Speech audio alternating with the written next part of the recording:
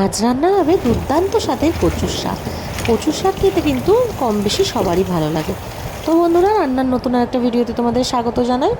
আজকে দেখো কচুর শাক রান্না হবে। তা শাকগুলোকে কেটে ভালো করে ধুয়ে নিয়ে সেদ্ধ করে নেওয়া হয়েছে নুন দিয়ে। তারপরে এই জলটাকে ছেঁকে ফেলে দিতে হবে। এ দেখো ঝাঁঝরি থালার মধ্যে চেপে চেপে যতটা জল ফেলে দেওয়া যায় ফেলে দিতে হবে।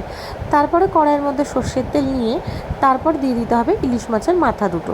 তো সেটাকেও ভালো করে ভেজে নেওয়া হবে। তার সঙ্গে কাঁচা ছোলা কিছু ছিল, সেটাকেও ভেজে নেওয়া হয়েছে। ছোলা দিয়ে কিন্তু কচুর শাক দারুণ লাগে, তাতে মাছের মাথা না দিলেও চলে। এবার ওই তেলের মধ্যে দিয়ে দিতে হবে সাদা জিরে আর শুকনো লঙ্কা ফোড়ন। ফোড়ন ভাজা ভাজা হয়ে গেলে কচুর শাকটার মধ্যে দিয়ে দিতে হবে, মানে যেটা সেদ্ধ করা কচুর শাক ছিল। তারপরে এক এক করে কি দিতে হবে, নুন, চিনি, তারপর দিয়ে দিতে হবে কাঁচা লঙ্কা চিড়ে, তারপর দিতে হবে ধনের গুঁড়ো, একটু জিরের গুঁড়ো, দুটো মিলিয়ে আমরা মিক্স করে রাখি, তা অল্প পরিমাণে দিয়ে দিতে হবে। আর দিতে হবে হলুদের গুঁড়ো। এইরকম দিয়ে ভালো করে বেশ কষিয়ে কষিয়ে শুকিয়ে নিতে হবে, তাহলেই রেডি হয়ে যাবে এই দুর্দান্ত স্বাদের আর খুবই সহজে তৈরি করা যায় এই রকমের একটা কচুর শাক। মানে এত কম সময়ে এত সুন্দর রান্না করা যায় না, মানে ভাবার বাইরে। ও হ্যাঁ, নুন তো দিয়েছে পরের দিকে, আগে যেটা সেদ্ধতে দিয়েছিল। তো এইভাবেই রান্নাটা করে নেওয়া হবে।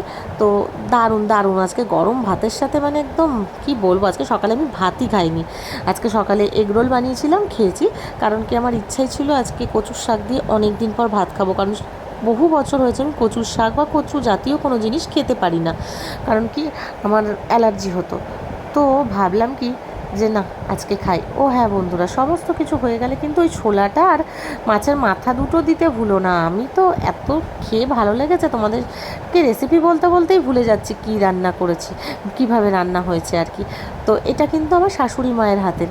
আর শাশুড়ি মায়ের হাতের এই কচুর শাক যে খায়, সবাই বলে যে দুর্দান্ত, সেই স্বাদ। মানে এত কম মশলা টশলা দিয়ে, তেল দিয়ে এত ভালো হয় ভাবা যায় না। সেই কাজ, গরম ভাতের সাথে বসে পড়লাম কচুর শাক নিয়ে, আর কোনো কথা হবে না।